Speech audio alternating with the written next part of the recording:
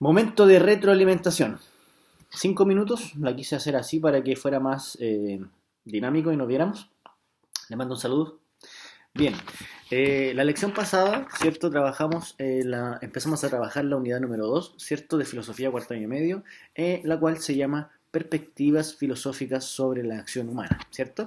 La lección número 1 trata, ¿cierto?, del cómo debemos actuar. Yo me muevo porque estoy viendo el libro para que así también ustedes lo tengan a mano, ¿cierto? Y podamos ir siguiendo una lectura quizás o podamos seguir sincronizados, ¿ya? Eh, ¿Cómo debemos actuar? Bien, hace una diferencia muy clara, ¿cierto?, de lo que es la ética y la que es la moral, ¿ya? La moral son nuestras costumbres, ¿cierto?, nuestra forma de ser, nuestra forma de vivir, cómo nos hemos situado en este país, ¿cierto?, llamado Chile, en esta ciudad Talca, ¿cierto? Y esa moral es porque seguimos normas culturales, sociales, ¿cierto? Sentido común, valores democráticos, los que vivimos hoy en día aquí en otro país, ¿cierto? Y los cuales están hoy en día en boga, ¿cierto? En cuestión, casi desaparición o no. Ahí uno puede ir, ¿cierto?, generando su propia discusión. El tema principal es que en nuestro diario vivir, la cotidianidad, se presentan problemas, dilemas, ¿cierto?, los cuales nosotros tenemos que resolver. La moral nos sirve para tomar decisiones sobre esos dilemas, ¿cierto?, sobre esos problemas. ¿Qué pasa? Que algunas veces uno toma una decisión y no queda muy cómodo con esa decisión.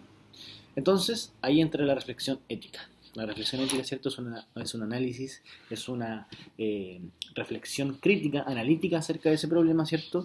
Y que a veces a uno o a muchas personas, ¿cierto?, un problema, un dilema no lo deja muy satisfecho, ¿cierto? Se produce una disyuntiva, algo que no me cuadra, ¿cierto? O algo que podría ser mejor. Está la ética para hacer esa reflexión. Por eso, ¿cierto? Ahí, con esa reflexión, uno le da peso a la moral, ¿cierto? O a la reflexión, en este caso, de mi vida, de cómo yo puedo enfrentar otras situaciones. Ya porque uno, a medida que avanza, ¿cierto?, se van produciendo algunas situaciones que son un poco complejas, ¿cierto? Bien, entonces después dice, por ejemplo, ¿cómo podemos definir si una acción es buena o mala? ¿Cierto? Una pregunta antiquísima, ¿cierto? En donde quiénes son los que proponen lo que es bueno y lo que es malo, ¿cierto? Como vimos en una época hoy en día democrática, valórica, ¿cierto? Donde hay valores democráticos muy arraigados y donde estamos tratando de tomar otros como sociedad chilena, nosotros como sociedad definimos lo que es bueno y malo, ¿cierto? O sea, nuestro sentido común nos da a entender ciertas cosas. Lo que hay que tener claro, ¿cierto?, es que actuar éticamente es seguir un bien. Nosotros en todo nuestro actuar, ¿cierto?, en nuestro diario vivir, nuestra reflexión, siempre tratamos de buscar el bien. Y como nos decía Sócrates en la clase pasada, ¿cierto?, a veces es mejor recibir un mal que hacerlo. O sea, nosotros estamos siempre llamados como seres humanos, ¿cierto?, como personas, a buscar en el otro la dignidad, en el otro cierto sentido. En el otro también yo puedo ver si está actuando bien o no está actuando mal a mis valores, ¿cierto? Yo no puedo ir decidiendo cosas. Entonces, principalmente, el bien se define por el modo social en el que vivimos, pero también se define por el tema de cómo aspiramos, cómo vemos al otro, en qué situación lo vemos, si somos capaces de poder enfrentar ese momento complejo o solamente reflexionamos y lo vemos desde lejos, ¿ya? Eh, Existen diferentes criterios, los textos, la idea es que ustedes los analicen, yo no... En la próxima clase quizás voy a tomar textos y los voy a ir analizando con ustedes, pero como estos son simples, son textos que son muy llevaderos, se los dejo obviamente a ustedes. Está el por qué tenemos que actuar éticamente. Bueno, actuar éticamente supone definir criterios, ¿cierto?, que nos sirven para juzgar cómo queremos ir desenvolviéndonos, ¿cierto? Porque ahí al juzgar, al dialogar, al conversar con nosotros, ¿cierto?, nosotros podemos generar ciertas formas de vida que me van acomodando, ¿cierto?, que me van satisfaciendo.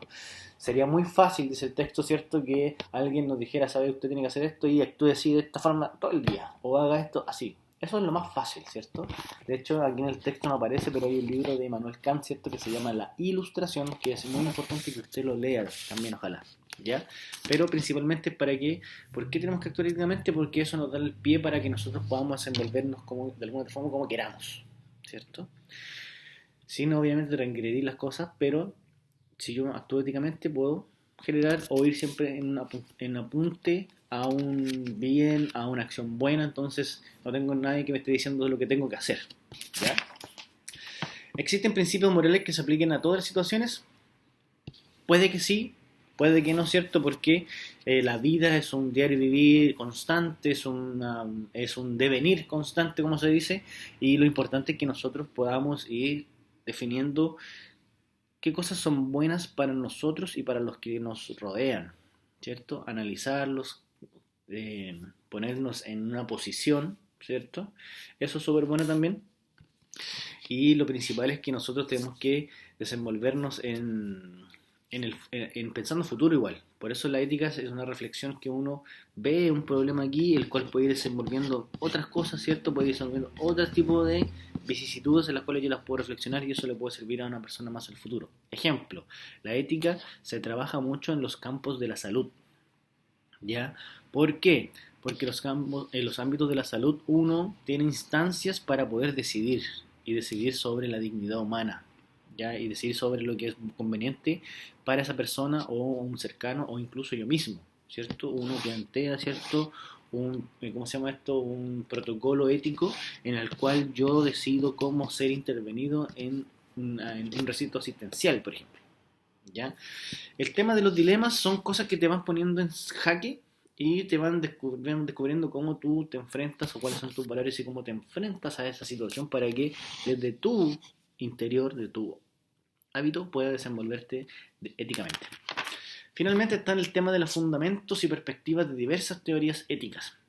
Aparecen diversas teorías éticas, ¿cierto? Las cuales son modernas, ¿cierto? Hay una del 2013, hay una del 2003, hay uno del 1992, ¿cierto? Me interesa mucho que lean la ética del cuidado, que la vuelvan a leer, ¿cierto? Porque es una mujer, una persona, ¿cierto? Que nos propone que en el caso de las mujeres ellas tienen una ética especial, ¿cierto? Una ética en la cual para ellas siempre va a ser más importante, nos dice Carol Gilligan, el cuidado del otro por sobre otros fines.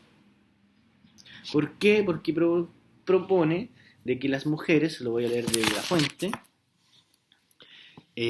privilegian, ¿cierto?, el cuidado por sobre otros antes de la justicia. Entonces ahí contraponen dos valores que es el tema de la ética, ¿cierto?, con la justicia, del cuidado con la justicia, ¿cierto? Y propone que las mujeres son, de alguna otra forma, tienen una forma como de ser, genética quizás, biológica, fisiológica, en la cual se preocupan más por el tema, primero, del cuidado del otro frente a lo que es justo quizás. En cambio, los hombres, dice ella, que son al inverso. Los hombres piensan en el sentido de que sea esto justo y me importa un bledo lo que pase con el tema de el cuidado, ¿cierto? O el tema de, por ejemplo, como dice ella, de salvarse en el tema de salud, quizá, por ejemplo. El tema justo primero, el ideal de la justicia va antes en los hombres, en cambio el tema de las mujeres va primero frente al cuidado.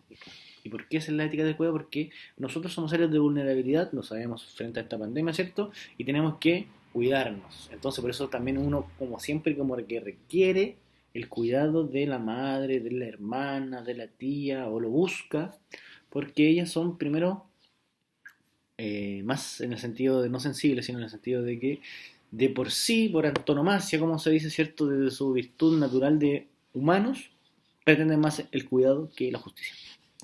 Bien, me pasé muchos minutos, pero espero le haya servido esta retroalimentación. Ojalá nos podamos ver pronto. Pasamos y continuamos con la lección número 2, que es ética y política. Saludos.